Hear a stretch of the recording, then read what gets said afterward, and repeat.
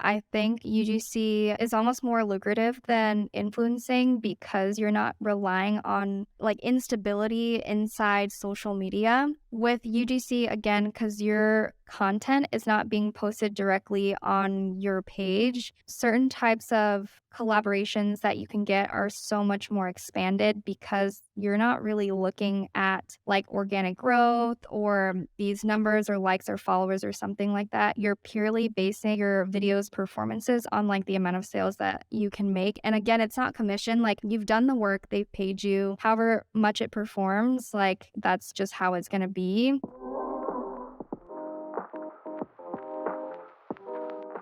When many people hear the term influencer, the first person that jumps into their mind might be one of the Kardashians.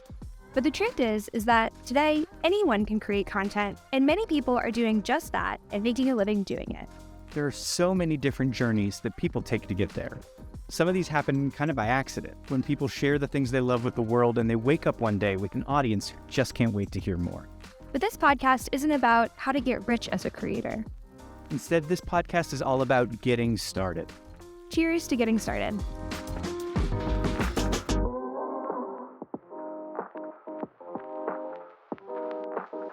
Hi Nerd. On this episode, we're excited to be joined by our friend Tran, the creator behind Tran UGC on Instagram and Hey I'm Tran on TikTok.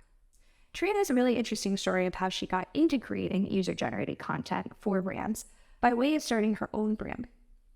She also shares more about the differences between being a UGC creator versus an influencer, why UGC can be a great fit for creators who don't have a large audience of their own, and the path that led her to making between $10,000 to $20,000 a month as a creator while simultaneously working a full-time job as a travel nurse.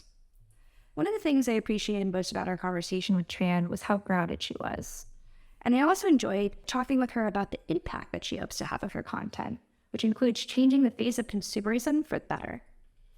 I hope you enjoyed this conversation as much as we did. And without further ado, let's dive right in.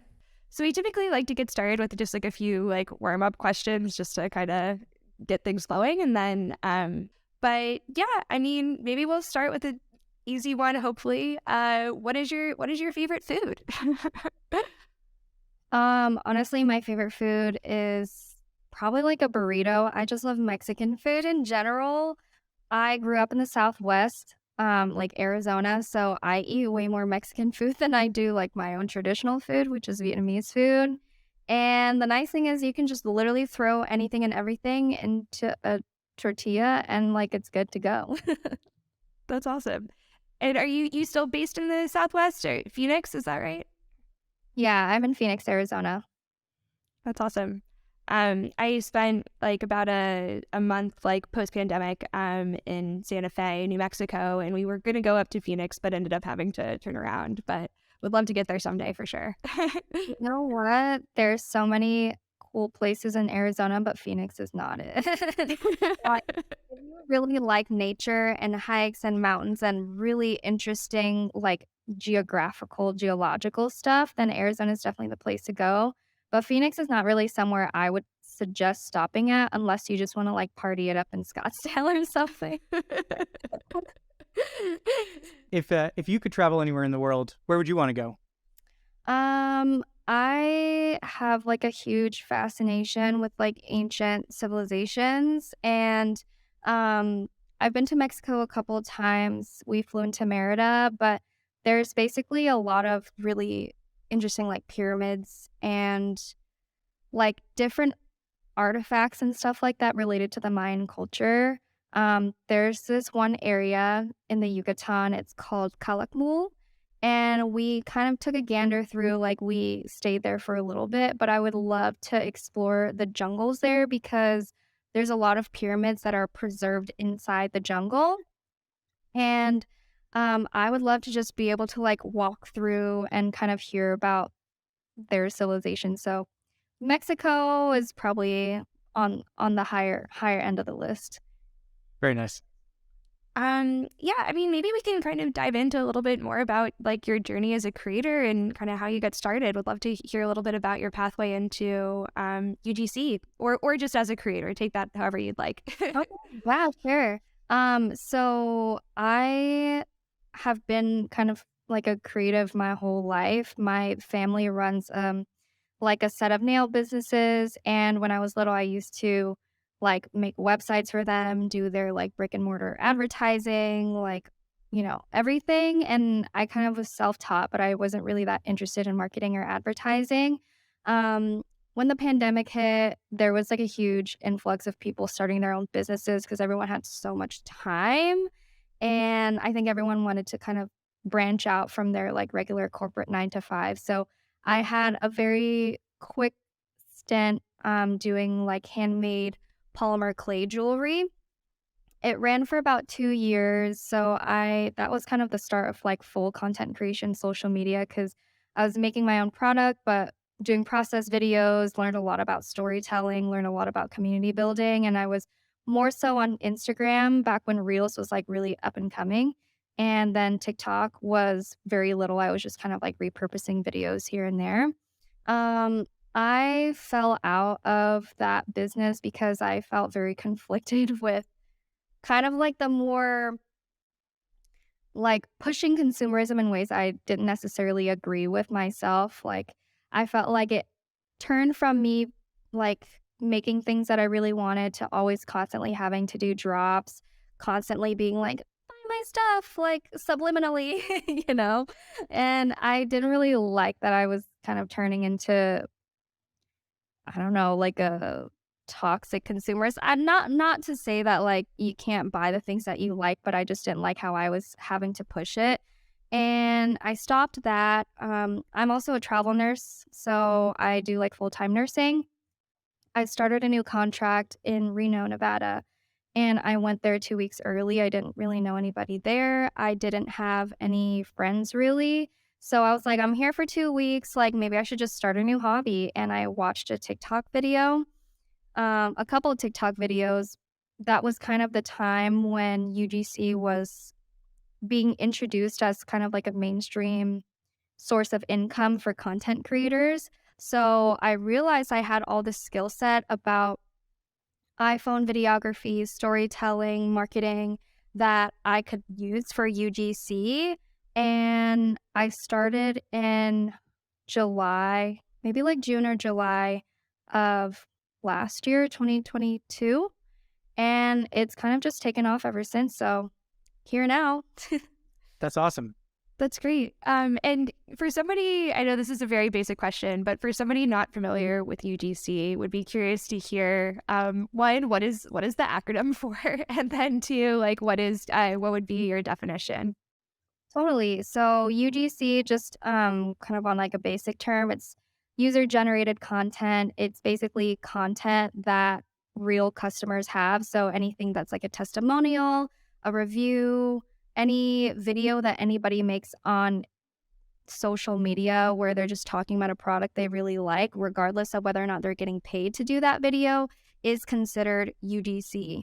So UGC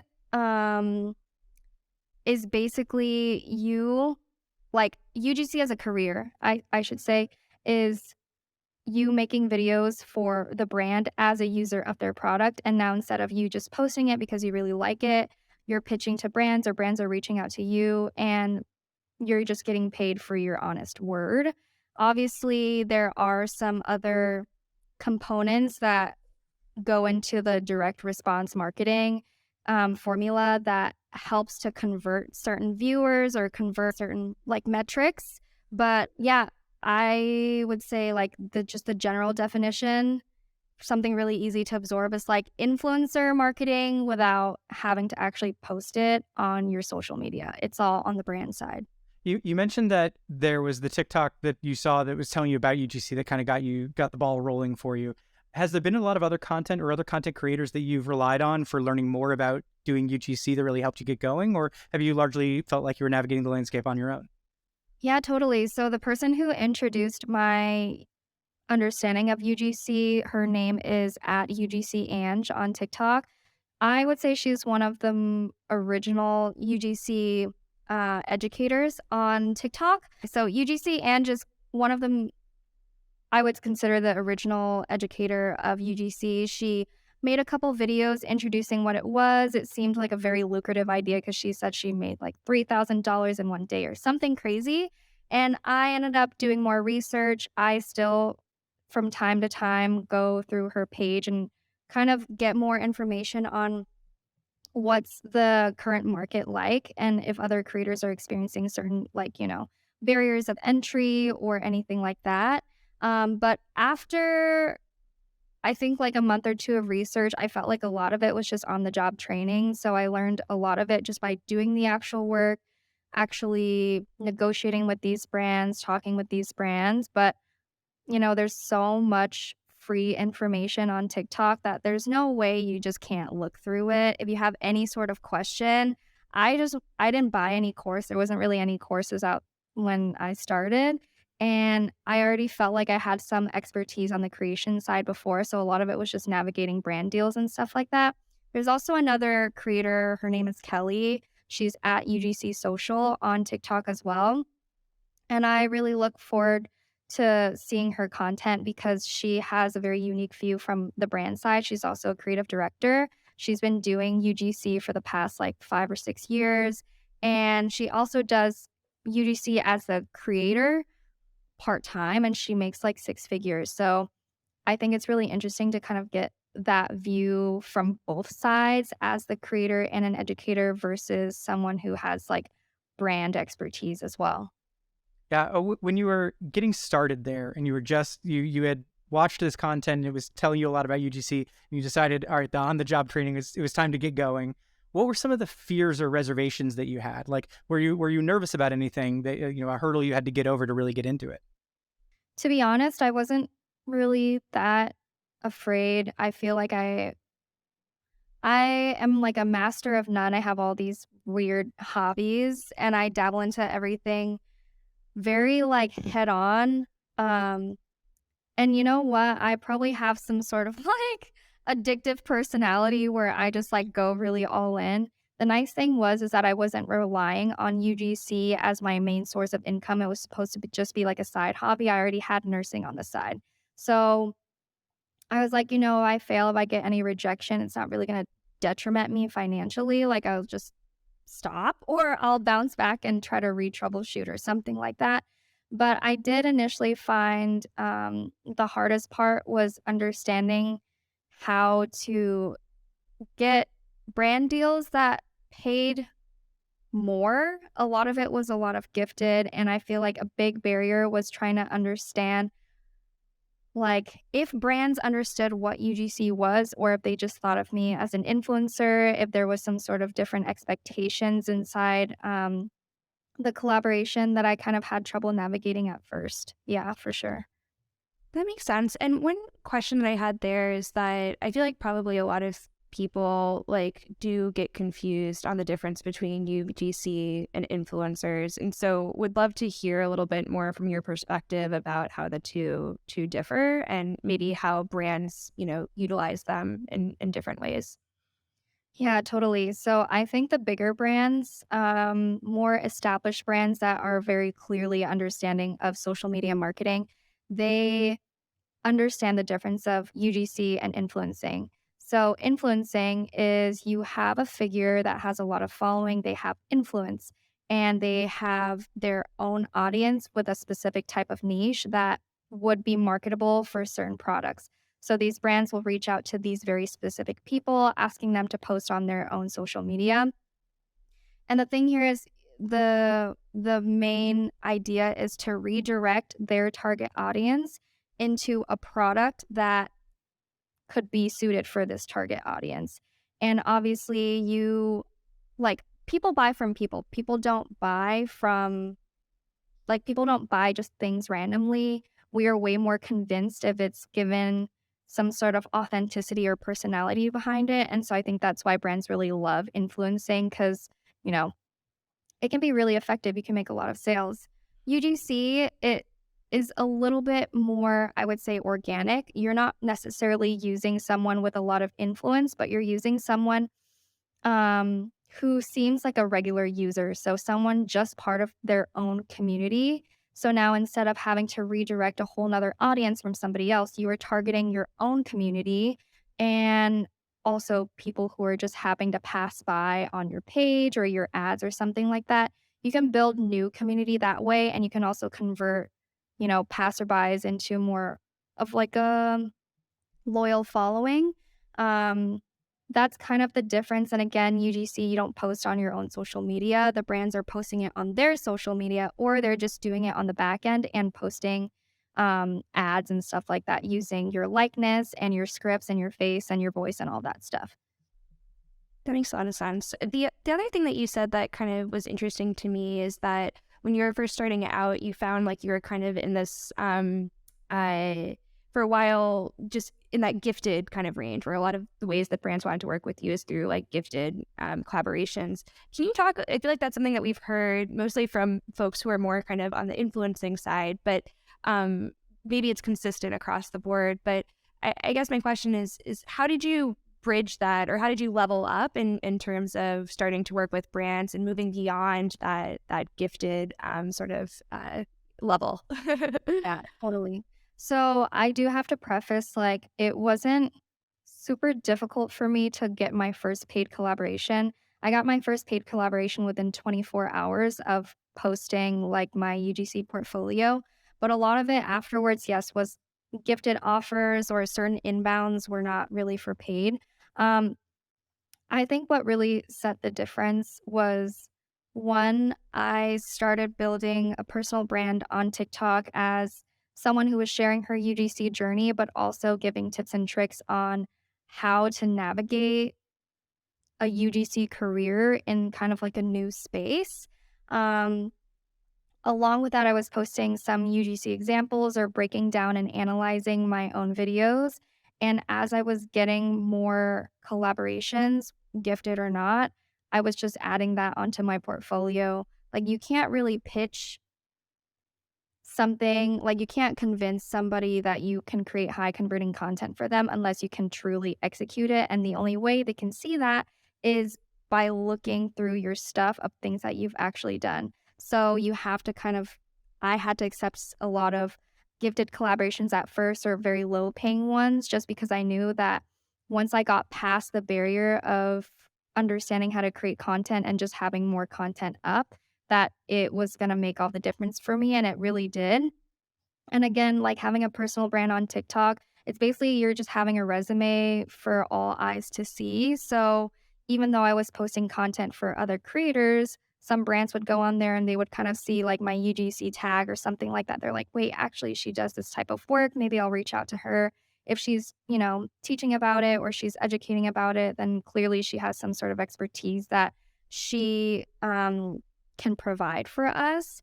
And I think having like knowing how to do something versus knowing how to explain how to do something, it really sets you apart because you can actually break down and you understand the foundation and the different aspects that go into creation versus just being like, I have no method to the madness. If you have a method, you can recreate that method over and over and over. They say you don't really know how to do something until you've taught somebody how to do it. Yeah, kind of. Yeah, exactly. Now, as a UGC creator, you're playing a different game than a lot of the influence-based content creators out there. And a lot of the influencer style creators are much more focused on the numbers game, making sure that they have good growth, views, engagement, etc. And that can be really, healthy and debilitating, the highs and lows of the algorithm. Do you find that as a UGC content creator, you don't really have to concern yourself as much with playing that numbers game and what the algorithm is doing this week? Honestly, yeah. I think UGC is almost more lucrative than influencing because you're not relying on like like instability inside social media. Um with UGC again, because your content is not being posted directly on your page, certain types of collaborations that you can get are so much more expanded because you're not really looking at like organic growth or these numbers or likes or followers or something like that. You're purely basing your stuff or your videos performances on like the amount of sales that you can make. And again, it's not commission. Like, you've done the work, they've paid you. However much it performs, like that's just how it's going to be. Um And I think for social media, as for me personally, it's more so about spreading awareness, building community. Even if something is not really getting a lot of engagement, it's still important for that to be up there. One, to help other people, who happen to be searching for that specific topic. And two, for your potential employers to see that, yes, you are active. Maybe, yes, you posted, like a UGC example, or just to see your personality and your work and your editing style. Like, again, it's all a resume. The more you have up, the more it builds you. Yeah, I really like that. And you mentioned too with like UGC, because typically you're getting paid upfront for the content. Do you feel like you have a pretty open feedback loop with the brand where they will then kind of communicate data on sales, for instance? Does it depend on the partnership? Or I'd be curious just to hear a little bit more about, um, yeah, I mean, basically like how you get better, like as a UGC creator, in terms of understanding, oh, this video performed well versus, oh, maybe not so well on this one. Like, what does that process look like for you? Definitely. So I have a pretty clear communication with my clients, especially when you start a collaboration. It's different if the intent of posting is just for organic social, so they're not putting any money behind this video, versus this is going to be an ad. They're going to run it on Meta or TikTok. My KPIs for both are going to differ. Um, I will only do organic socials mostly for my long-term retainer clients, so like a month-to-month type of thing. And the way that we measure um, growth is not in metrics, it's not in numbers. You're not going to be expecting virality, especially within the first 3 months. It's all about brand awareness and building community and just getting your name known to people who might not know you. So, like, our success is pretty much just the consistency behind the posting. And obviously, if you're getting a video that's getting a lot of saves, a lot of comments, that type of engagement we prioritize more than number of views and amount of likes. So if you're having a higher ratio of people saving your video, obviously this is way more valuable to them than like if a lot of people saw your video but they didn't really interact with it in any way, doesn't really matter to me. On terms of paid marketing, um I try to be, like, very transparent with my clients, so we always have like, they will send me a creative brief, or I will send them, like, a full line-by-line script and visual shot of what I'm trying to make. I kind of ask them, like, the direction that they wanna take, but if they're giving me full creative responsibility, I still try to get approval before we send that through, and, I tell them, like, first, if this is a brand who is not really running that many ads, they're testing with me as like one of their first creators. We're not going to have anything to compare it with. Um, but obviously, if they're running a lot of ads, they have some sort of comparisons. I will always come back to them after 1 month to 3 months and I'll ask them how the performance went. So, the metrics that I usually ask for is ROAS, return on ad spend. So, are they actually getting profit for how much that they're spending on me? Um, are they getting a lot of engagement? Are a lot of people clicking on the link and adding things to their cart and things like that? So, we'll return back with that those metrics again at least after a month of ad run, just to kind of have it do its course. And based on those metrics, I will communicate with them and see, like, okay, maybe why this didn't go well or why it did really well and how we can recreate it again. So yeah, we have a very open loop of communication. People always want to know what they're spending money on is actually working. Who was the first brand that you were working with to do UGC for them? And how did you start that relationship? Did you reach out to them or did they hit you up? My first ever collaboration was with Nature Lab Tokyo. They're a hair care brand. I reached out to them because I saw a lot of other UGC creators having this brand on their portfolio. I'm like, okay, clearly they value UGC. They're paying for this, and this could be, you know, my first into the industry. So I initially pitched to them. I sent them my portfolio, and I kind of just asked them, um, if they would be willing to collaborate. And that was my first collaboration and it was paid. It was 3 videos for $300. So now my rates have changed, but I was very grateful that they kind of gave me the okay to start. My first like real collaboration that was long term, that was very collaborative, that I felt like I grew from a lot was with Zero Waste Cartel. So they're an Australian-based, eco-friendly brand. They try to promote, um, eco living, conscious living, and stuff like that.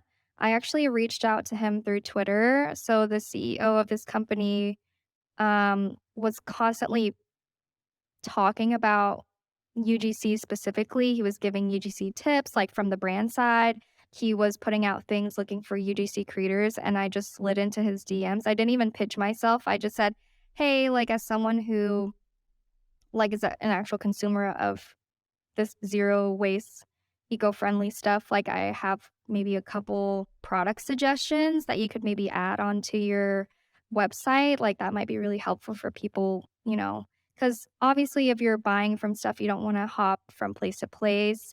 It'd be nice if everything was all comprehensive on your website, and I established the relationship that way, and I think he really liked that I wasn't so salesy. But afterwards, he was like, "All right, well, I know you're a UGC creator. Like, do you want to be part of our team?" So I reached out to him, but it was almost like he pitched to me, and it kind of shot up after that. That was my biggest like collaboration within that first month. I secured it within a week, and it was $1,000 for 10 videos. Great.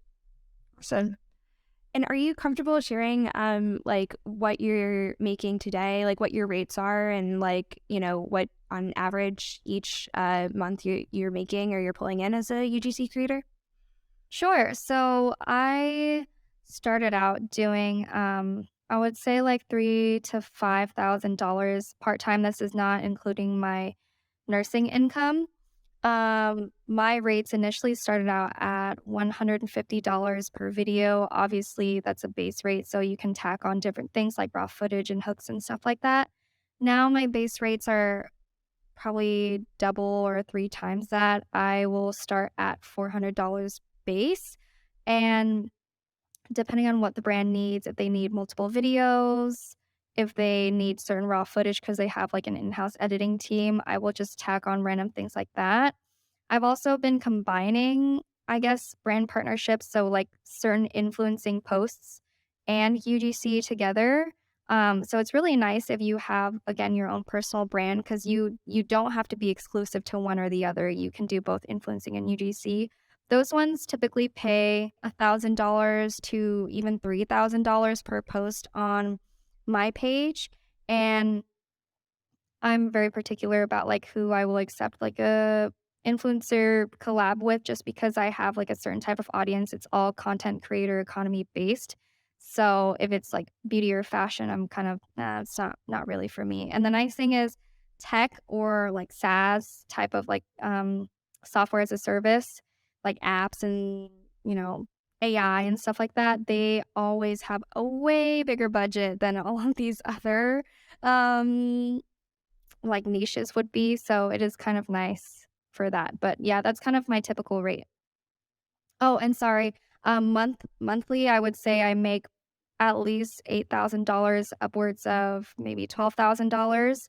And that's all based on UGC plus influencing alone. Excellent. You mentioned some of those the red flags, the things that you would look for that would tell you that you don't want to work with a brand. What are some of them, and what does it look like when I don't know when has it gone off the rails or gone wrong when you've been working with a brand?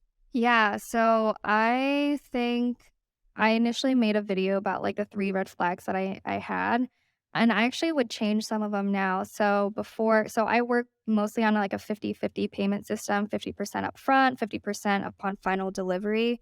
Now that I've worked with a lot of bigger brands and I kind of see their internal system is so very defined, sometimes they don't have the space to give you 50% upfront. They're working with so many creators, or they have a whole other finance team that they just can't approve that right off the get go.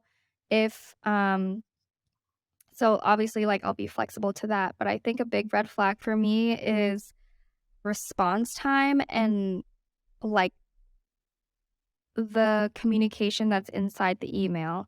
So if the communication is very short, it's a lot of, that it's copy and paste creative briefs that they just like sent out to everybody. And their response time, like say if I replied back very fast, but they took like 3 or 4 days. Um, that's a huge red flag to me because I think that you might have the potential to ghost me in the future. Um, there are also red flags that I found that I didn't know that I would see, especially in really, really big brands. Like some of these brands have a ton of money. They are running ads and, hiring creators left and right. And I had one that didn't pay electronically. They didn't pay through like a banking system. And I didn't ask them until after like the contract was signed. So they paid through a physical check and the check got lost 3 times. They didn't pay me like 6 months afterwards. So I think, again, just open communication. If they just tell you up front, like the expectations, that's great. Otherwise, if they're really slow with communication, huge red flag. Makes a lot of sense. And I'd be curious too, just to hear a little bit about like the tools that you use, like as a UGC creator, like obviously like an iPhone, but beyond that, like would love to hear a little bit more about just your process, and yeah, what that looks like. Yeah, totally. So I think the nice thing about UGC is there's not like a big upfront investment. It's supposed to seem really organic. If you have an iPhone, then yes, by all means, film with that. Now that I'm a little bit more like streamlined in my process, I have these photo backboards that I use for a lot of my products. So actually, I can probably show you. They're boards that you clip together like this. And it just simulates you having an aesthetic background. So you could have like a really shitty house, but nobody would know. Um, a ring light, or I don't even use a ring light. Actually, it's more like a clip-on LED light just for lighting purposes, and a tripod.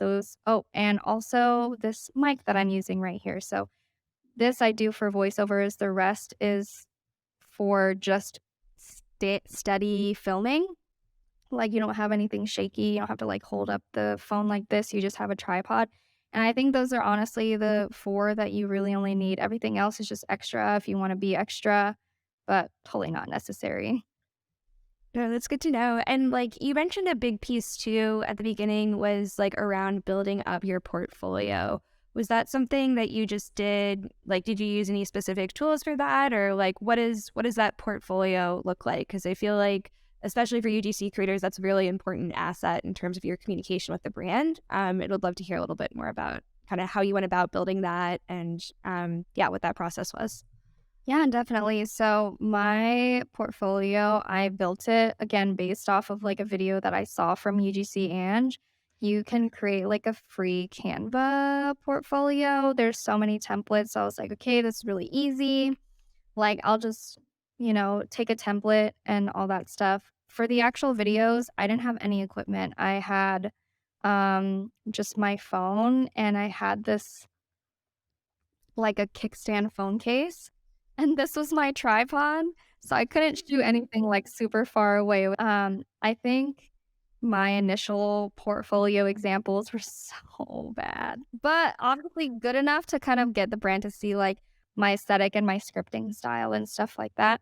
Um, so Canva website, no equipment whatsoever. I just took 5 things in my house that I used a lot from different kind of categories, and then I created 5 different type of UGC examples. So I had clothes, I had tech, some sort of fashion, makeup, skincare thing that's like kind of all grouped into one.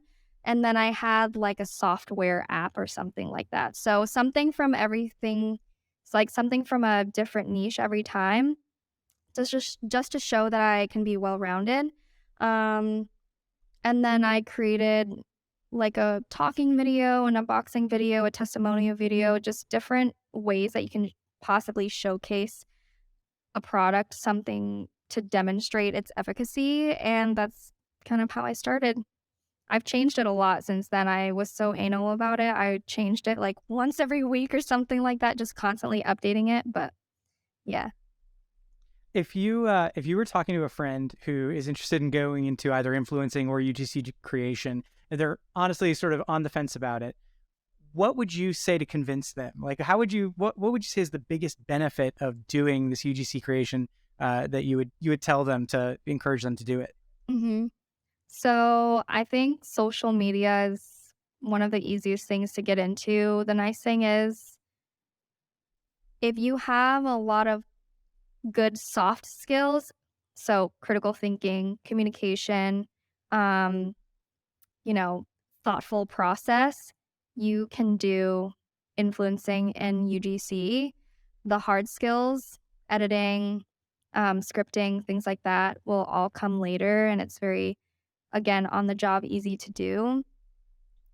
If you're on the fence about it, just like anybody says, any YouTuber convincing you to do YouTube or a podcaster convincing you to do podcasting, just do it. If you really don't have anything to lose, you only have all the more to gain. And the nice thing is, it's a very lucrative business. So if you can figure out a good system, you can already start making like 4-figure incomes your first month, go to 5-figure incomes within like four months or something like that. And to me, that as an income stream compared to other types of income streams that people advertise, it has like one of the lowest barriers of entry that I've seen.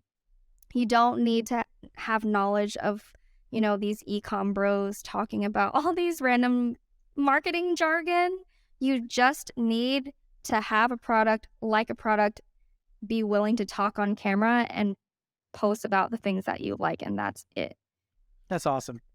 I love what you said about the e-com bros. I am very familiar with that set of people. Yeah, I mean, I guess the other thing, maybe the flip side of that question is like, what would you say is maybe something that you didn't anticipate, like when you're starting out in UGC, or things for, folks to be cautious about when they're starting off, or any things that are pain points for you today? Yeah, definitely. So I talk a lot, or I've mentioned a lot, that this is a lucrative business, but it's not something that is passive. It is very active. You need to put out time for it. The only way that you're going to be making so much money is not by accepting more work and making more videos. It's just literally by charging more for the videos that you already have, so that you can, in the end, maybe do less work for the things that you already do. People will start out doing this and they will say, oh, wow, like you can make so much money. And they all of a sudden go full time after only like a month of doing it. I do not suggest putting all your eggs in that basket. Yes, it's really lucrative, but unless you know for sure you have a good foundation, you know how to create content, you already have a steady income of, these monthly retainer clients that you can depend on every single month, and it is enough for you to get by and live, then by all means, go full time. Don't put all your eggs in that basket. Some UGC creators, they'll start and they'll leave after, like 2 or 3 months. And there are also some creators who've been doing this for 3 months and still haven't really gotten their first paid collaboration. So everyone's skill set is really different, and the way that they express that skill set is also very different. Unless you know for sure, you know, don't go into it thinking that it's going to be easy money. Like I probably put in, I'm not even going to lie, upwards of 60 hours a week of work, 36 hours at the hospital, the other 30 hours on my days off doing content creation, because I'm creating content for brands and I'm creating content for myself to build my personal brand. If you want to go all in, but just have like something that you can fall back on for sure. Yeah, that's a lot of hours every week, and especially given that your job at the hospital, like that's stressful work. How are you balancing your work and your life, and how are you managing stress and avoiding burnout even? Yeah, so the nice thing about UGC is that majority of it is remote work. So if I'm spending 36 hours in the hospital, I'm glad that on my days home, although I'm scrolling through TikTok or I'm saving videos or I'm sending emails, it's all contributing towards something that will bring me income. It's things that I'm already probably doing on my free time anyway. Instead of just doing it for free, I'm getting paid for it. So obviously, I'm counting all those hours. Um, I have a VA that they're based in Australia and Vietnam, and they help me navigate building a personal brand across different social media channels. So I really realized that there was no way I was going to be able to do this on my own. You need to offload some of the work that you have, especially if it's more mundane. Use AI if you need to, hire an assistant if you need to, pay for a service that will track your bookkeeping instead of, doing it on your own if you need to. You just need to recognize what is the work that only I trust myself doing and what is the work that I can delegate for other things to then free up my time. You mentioned that you spend a lot of time on social media browsing it yourself anyway. Is really blurring the line between sort of work and play. Do you find that you're still having fun browsing social media, or does it just feel like work at some points? Yeah, so I have to be really careful browsing on social media. I mean, I have a lot of fun creating. I love the editing and the filming process.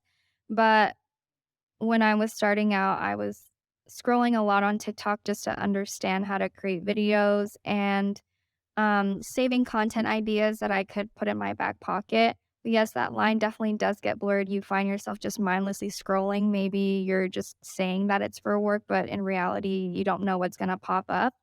And I found that my dopamine levels were so unregulated that it was really unhealthy.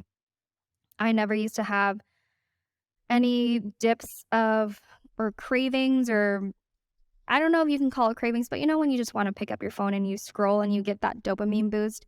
My regulation was so off after doing, the social media for a long time. So I do have, like, I guess, a techless Tuesday. Just have one day. It doesn't have to be Tuesday, obviously. I just have one day where I don't open my emails. I don't reach out to people. I don't even post on my, like, personal. I don't reply. I don't do anything. And we take that day and we'll go out in nature, do a hike, do a camping trip, do a backpacking trip for 2 days, just to kind of reset and remove yourself from that modern lifestyle. I find that helps me a lot, but obviously when I am working, you don't know what your brain is gonna say. But yeah, I have a lot of fun scrolling and, just doing my work in general. Yeah. No, thanks for sharing that. And the other thing, I guess, maybe circling back to something you said at the very start of the interview is that, like, when you were first starting, you said you started with an e-commerce business and you felt like you were kind of promoting consumerism in an unhealthy way.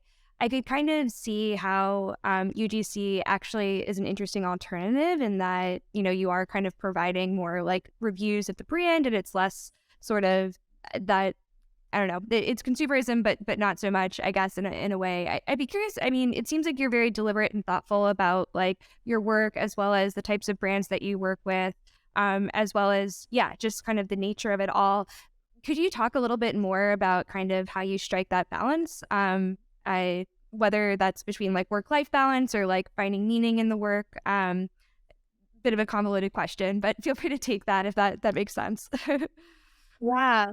So one thing I really love about UGC is it almost is selective consumerism. So you as an individual can pick and choose who you want to support, how you want to get paid, what types of brands have practices that you like that align with yours.